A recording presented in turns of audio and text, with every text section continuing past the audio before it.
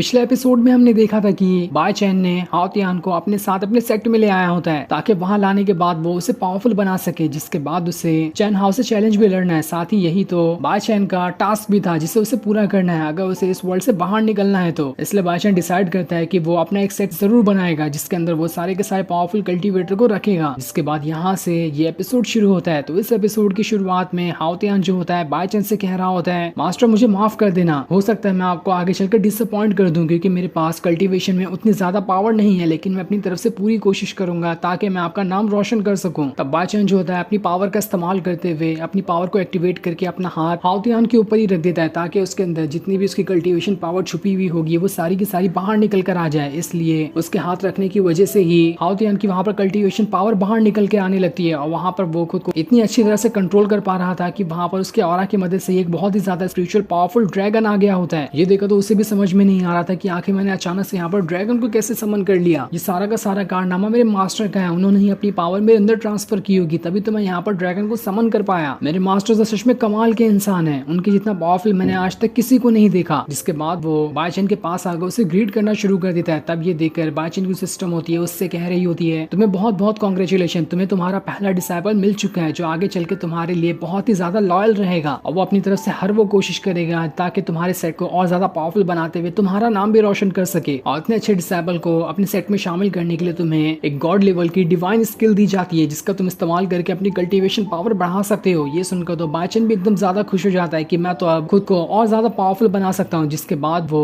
उसी God level वाली divine skill को देख रहा होता है लेकिन उसे कुछ समझ ही नहीं आता कि आखिर इसमें लिखा हुआ क्या है और इसे कल्टीवेट किस तरह से किया जाता है। जिस वजह से तो उसके गुस्से का ठिकाना ही नहीं था कि मैं इतना ज्यादा कमजोर हूँ कि मुझे ठीक तरह से मार्शल आर्ट वाली बुक भी पढ़ने नहीं आ रही, तो आखिर मैं किस तरह से यहाँ पर कल्टीवेशन कर पाऊंगा। इसलिए वो उस बुक को सीधा हाओ तियान को ही दे देता है और उसे देते हुए कहता है, लो इसे रख लो और इसे समझने की कोशिश करो, देखता हूँ मैं तुम इसे कल्टीवेट कर पाते भी हूँ या फिर नहीं। जो देखकर तो हाओ तियान एकदम ज्यादा हैरान रह गया था। वो अपने मास्टर से कहता है, मास्टर आप सच कह रहे हो ना कि मैं आप वाली इतनी सबसे खतरनाक स्किल को अपने पास रख लूं? अगर आपको मुझ पर इतना ही ज्यादा भरोसा है तो देख लेना, मैं आपको जल्द से जल्द पूरी की पूरी स्किल सीख कर दिखाऊंगा। जिसके बाद बाय चैन जो होता है हाओ तियान को वहां पर अपने सेट का पूरा नजारा दिखाता है जो कि उसका सेट बनेगा। भले से ये बहुत ही छोटा होता है लेकिन ये शुरुआत करने के लिए तो बहुत ही अच्छा था, इसलिए हाओ तियान को भी ये बहुत ही ज्यादा पसंद आता है कि हम इसी छोटे से सेट को बहुत ही ज्यादा पावरफुल सेट बनाएंगे जिसके सामने पूरी दुनिया झुक कर रहेगी। इसके बाद हाओ तियान जो होता है उसी गॉड लेवल वाली डिवाइन स्किल को सीखने की कोशिश कर रहा होता है ताकि वो समझ सके कि आखिर इसे कल्टीवेट किस तरह से किया जाता है। जिसके बाद वो बाय चैन से कहता है, मास्टर सुनो, मैंने इसे सीख लिया कि आखिर इससे किस तरह से कल्टीवेट करते हैं। जिसके बाद वो उसे तरीका बताने लगता है कि इसमें इस तरह से कल्टीवेशन करने का तरीका बताया गया है, अगर ऐसा कल्टीवेशन करेंगे तो हम इस टेक्निक को आसानी के साथ सीख सकते हैं। जो सुनकर तो बाय चैन जल्दी से भाग कर कमरे के अंदर आकर घुस जाता है ताकि वो उसी तरीके का इस्तेमाल कर सके जैसा कि अभी यहाँ पर हाओ तियान ने बताया था, और उस तरीके का इस्तेमाल करके वो वहां पर उसी गॉड लेवल वाली डिवाइन स्किल को सीखने की कोशिश करेगा क्योंकि उसे खुद से तो समझ नहीं आ रहा था कि आखिर इसे किस तरह से सीखा जाता है। लेकिन हाओ तियान ने तो यहाँ पर बस उसे 1 सेकंड के अंदर ही सीख लिया। लेकिन जब वो वहां पर उस गॉड लेवल वाली डिवाइन स्किल को सीखने की कोशिश करता है तो वो उसे सीख ही नहीं पा रहा था क्योंकि उसे सीखने के लिए भी अंदर कल्टीवेशन पावर की जरूरत होती है जितनी कि अभी बाय चैन के पास नहीं थी। ये देखकर वो एकदम ज्यादा उदास हो जाता है कि आखिर मैं कितना ज्यादा कमजोर हूँ, ऐसा लग रहा है कि मैं तो अपने डिसाइपल से भी ज्यादा कमजोर निकला। तब उसे हाओ तियान की आवाज सुनाई देती है जो भागते हुए अपने मास्टर के पास आ रहा होता है ये कहने के लिए कि मैंने उस गॉड लेवल वाली डिवाइन स्किल के पहले लेवल को ब्रेक थ्रू कर लिया। जो सुनकर तो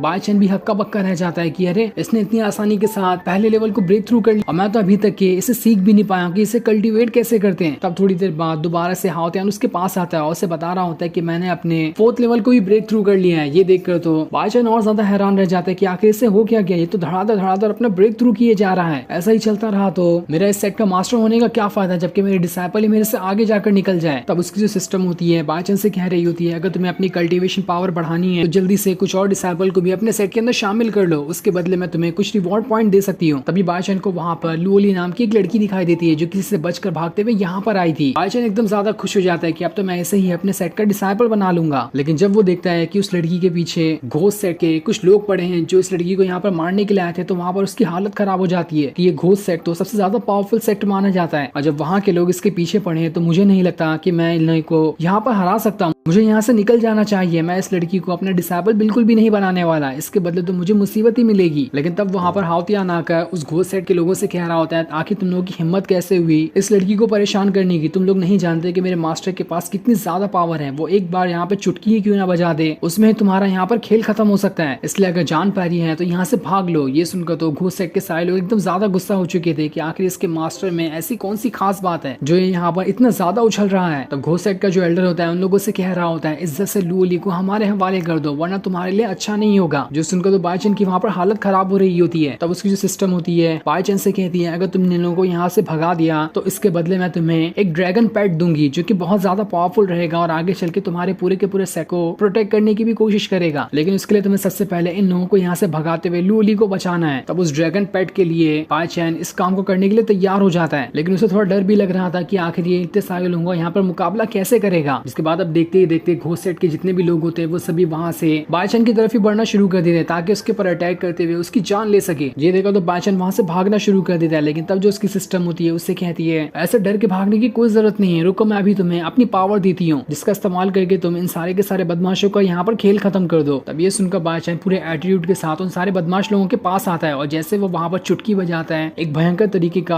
ऑरा से बना वहां पर तूफान आ चुका था जिस तूफान की वजह से घोस्ट सेट के जितने भी लोग वहां पर होते हैं सब एक सेकंड के अंदर गायब हो चुके थे। ये देखा तो हाओतियान और लू ली एकदम ज्यादा हैरान रह जाते हैं कि आखिर इसके अंदर कितनी ज्यादा पावर थी जो इसने चुटकी बजाते ही सारे के सारे लोगों को यहाँ पर खत्म कर दिया। इसके बाद हम घोस्ट सेट के सारे लोगों को देखते हैं जो किसी अलग स्पिरिचुअल वर्ल्ड के अंदर जा चुके थे जो कि बाईचैन का स्पिरिचुअल वर्ल्ड होता है और इन सारे लोगों को बाईचैन ने वहां पर कैद कर दिया था। ये देखा तो वो लोग भी हैरान थे कि अरे हम लोग यहाँ पर इतनी अजीब जगह पर कैसे आ गए। उन सभी को लग रहा होता है कि ये किसी तरीके का इल्यूजन है जिसे बाईचैन ने क्रिएट किया है हमें बेवकूफ बनाने के लिए, इसलिए हम कैसे भी करके यहाँ से आसानी के साथ निकल सकते हैं, बस हमें थोड़ी सी पावर का इस्तेमाल करते हुए इस इल्यूजन को यहाँ पर तोड़ना होगा। इसलिए वो सारे लोग वहां पर अपनी पावर को एक्टिवेट करना शुरू कर देते ताकि यहाँ पर लगा हुआ इस इल्यूजन को वो तोड़ सके। लेकिन वो जितनी भी कोशिश क्यों ना कर लेते वहां का इल्यूजन तो टूट ही नहीं रहा होता है क्योंकि ये कोई इल्यूजन नहीं बल्कि बाईचैन का ये स्पिरिचुअल वर्ल्ड था जिस वजह से सभी थोड़ा थोड़ा घबरा रहे होते हैं। लेकिन उनका एल्डर तो सभी लोगों को जबरदस्ती अपनी पावर एक्टिवेट करने कह रहा होता है ताकि सारे लोगों की पावर का इस्तेमाल करते हुए वो इस स्पिरिचुअल वर्ल्ड को ही तोड़ सके। तब हाओतियान जो होता है लू ली से कह रहा होता है क्या तुमने देखी मेरे मास्टर की पावर, उनके पास सच में बहुत ज्यादा पावर है, भलाई इसी में होगी कि उनका सेट ज्वाइन कर लो, तुम आगे चलकर बहुत ज्यादा फायदे में रहने वाली हो। जिसके बाद बाईचैन की जो सिस्टम होती है उससे कह रही होती है तुमने यहाँ पर लू ली को बचाकर बहुत अच्छा काम किया और जैसा कि मैंने तुमसे वादा किया था मैं यहाँ पर अपना वादा पूरा करती हूँ। जिसके बाद वो उसे वही ड्रैगन पेट दे देती है जो कि उसके स्पिरिचुअल वर्ल्ड की गार्डियन करेगा और बड़ा होने के बाद वो इस सेट की भी गार्डियन करने वाला है। जिसके बाद बाईचैन के पास वो ड्रैगन आ जाता है जो कि रियल वर्ल्ड में बहुत ही छोटा दिखाई दे रहा था, इसलिए वो वहां से भागते हुए बाईचैन के स्पिरिचुअल वर्ल्ड के अंदर चले जाता है और जैसे वो वहां पर आता है वो वहां पर बहुत ही ज्यादा बड़ा और पावरफुल बन जाता है। जो देखकर तो घोस्ट सेट के सारे लोग वहां पर हक्का बक्का रह चुके थे, उन्हें समझ ही नहीं आ रहा होता है कि आखिर ये ड्रैगन यहाँ पर कैसे आ गया। वो सारे लोग अपनी पावर का इस्तेमाल करके उस ड्रैगन को वहां पर खत्म करने की कोशिश कर रहे होते हैं लेकिन उनके एक भी अटैक का ड्रैगन के ऊपर तो कोई असर ही नहीं होता और वो ड्रैगन उन्हें मारने उनकी तरफ ही बढ़ना शुरू कर देता है। जो सीन दिखाते ही ये एपिसोड यहीं पर एंड हो जाता है। Thanks for watching.